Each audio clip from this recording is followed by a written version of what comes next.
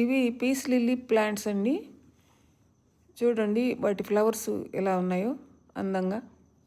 ఇప్పుడు సీజన్ అనుకుంటానండి, బాగా ఫ్లవర్స్ వస్తున్నాయి.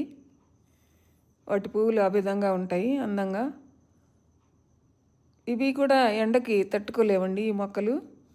నీడలో పెట్టుకోవాలి, లేకపోతే ఇండోర్లో కూడా చక్కగా పెరుగుతుంటాయి. ఎండలో పెడితే ఆ ఆకుల టిప్స్ అన్నీ ఎండిపోతుంటాయి. అందుకని వాటిల్ని ఎక్కువ టెంపరేచర్స్ తట్టుకోలేవు. ఇండోర్లో కూడా బాగా థ్రైవ్ అవుతాయి. పీస్ లిల్లీస్ అంటారండి వీటిల్ని. ఆ పేరు ఎందుకు వచ్చిందో నాకైతే తెలియదు. వైట్ అంటే పీస్కి ప్రత్యేక కాబట్టి ఆ పేరు వచ్చిందేమో.